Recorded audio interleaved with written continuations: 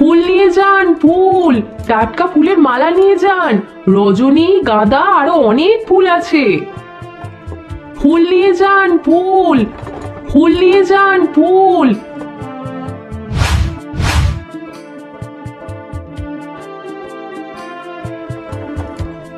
বৌদি, ও রানু বৌদি, এই নাও তোমার মালা। 4টে গাঁদা, 4টে রজনীর আছে। সত্যি পদ্ম, তুই প্রত্যেকদিন কি সুন্দর সঠিক সময় এসে মালাগুলো দিয়ে যাস। খুব উপকার হয় বুঝলি। পেট চালাতে গেলে ভালোভাবে তো কাজ করতেই হবে গো বৌদি। তা তো ঠিক। তা বলছি পদ্ম, তোর দিদি কেমন আছে? তোর খোঁজ খবর নেয়? হ্যাঁ বৌদি, নেয় তো। দিদি ছাড়া আমার কেই বা আছে বলো? কেউ নেই গো আমার বৌদি। বিয়ের পর দিদি আমায় ভুলেই গেছে। ছোটবেলা থেকে 2 বোন আমরা কত কাছের ছিলাম। বিয়ে করে দিদি সব ভুলে গেছে। আসি গো বৌদি। রে পদ্ম, আয়।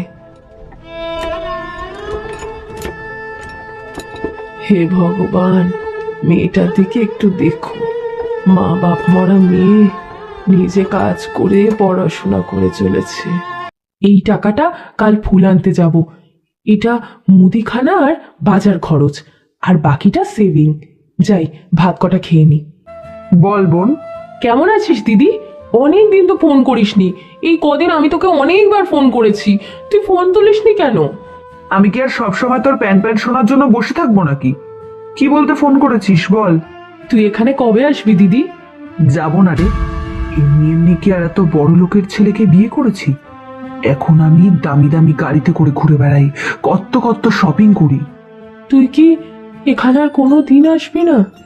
না রে, ওই কুড়ে ঘরে ফেরার আর কোনো ইচ্ছে আমার নেই। এই শোন, আমাকে বারবার ফোন না করে যেটা বলছি শোন। অনলাইনে একটা বড় লোকের ছেলেকে পটা।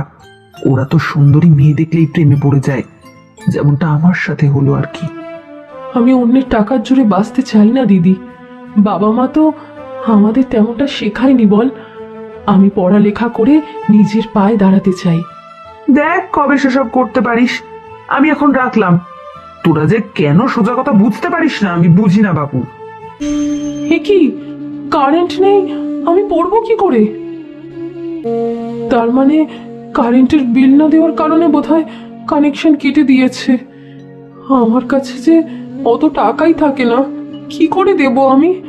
আমাকে আমাকে আরো কিছু কাজ করতে হবে, আর সেই সঙ্গে ভালো করে পড়াশোনাও করতে হবে। এই তো আজ অনেকগুলো পুতুল বানানো হয়ে গেছে। হরেন কাকা বলল, রোজ অনেকটা করে এমন পুতুল তৈরি করতে পারলে তাহলে ভালো টাকা আসবে, তাহলে আমার আর এত টাকার অভাব থাকবে না। আমি আমি চাকরি পেয়ে গেছি, খুব বড় কোম্পানিতে আমি চাকরি পেয়ে গেছি। দেখো বাবা, মা, আমি পেরেছি, আমি পেরেছি। অনেক কষ্ট করার পর তোমাদের দেওয়া কথা আমি রাখতে পেরেছি। বোন, বোন কেমন আছিস তুই? দিদি, তুই এসেছিস দিদি? হে কি, তুই এইভাবে কাঁদছিস কেন? কি হয়েছে তোর? আবার আমার সর্বনাশ হয়ে গেছে রে। আমি ভুল করেছি বোন, আমি খুব বড় ভুল করেছি। একটা অচেনা অজানা বড় লোকের ছেলের সঙ্গে অনলাইনে সম্পর্ক করে আমি খুব ভুল করেছি। ও ও ভালো নয় রে। ও আবার অন্য একজন মেয়েকে বিয়ে করে বাড়িতে নিয়ে এসেছে। কি, তুই কি বলছিস এসব?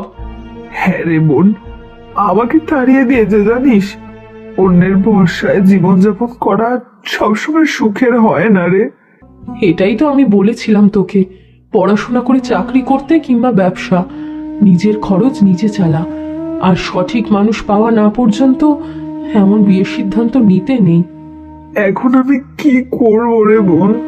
তোর পছন্দের কাজ করবি, যেটা তুই করতে ভালোবাসিস আর যেটা করতে তুই ভালো পারিস সেটাই করবি। বাবা মা আর ভগবানের ইচ্ছায় এখন তো আমার কাছে অনেকটাই টাকা আছে, তাই তোর আর কোনো কষ্ট হবে না। আমাকে ক্ষমা করে দিস বোন। আমি তোকে অনেক খারাপ কথা বলেছি, আমাকে ক্ষমা করে দিস। তোর খারাপ সময়ে আমি তোকে ভুলেই গেছিলাম। এখন আর কাঁদিস না দিদি, এবার চল আমরা খেয়ে নি। খিদে পেয়েছে নিশ্চয়ই। হ্যাঁ রে, খুব খিদে পেয়েছে। এভাবে কোথায় যাচ্ছ কাকা? সব ঠিক আছে তো? আজ তো শালুক দিদির বিয়ে। হ্যাঁ রে পদ্ম, আজই তো আমার শালুক মায়ের বিয়ে। কিন্তু ওই বিয়েতে যারা ওই কোণে সাজায় না, সে যেন কি বেশ বলে। বিউটিশিয়ান বলে কাকা? ওরাই ওরাই হঠাৎ করে এখন ফোন করে বলে আসতে পারবো না। বিয়ের দিন কি হলো বল দেখিনি। এখন তাড়াতাড়ি খোঁজ করতে যাচ্ছি। তুমি শুধুই চিন্তা করছো কাকা। আমার দিদি আছে তো হরেন কাকা, আমার দিদি দারুণ সাজাতে পারে। দেখোনি আগে পাড়ার কত মেয়েকে সাজিয়েছে বিয়ের দিন। ও তাই তো, মনে পড়েছে। দেখ, ও থাকতে আমি এদিক ওদিকে খুঁজে চলেছি। কিরে দিদি, তুই সাজাবি তো? কিন্তু আমি এখন এগোতে হবে দিদি। পুরনো যা খারাপ সব কিছু পিছনে ফেলে এগোতে হবে। শুধু এক ভুল আর দ্বিতীয়বার যেন না হয়, আর অতিরিক্ত লোভ যেন কখনো না হয়। তবেই তো জীবন সুন্দর।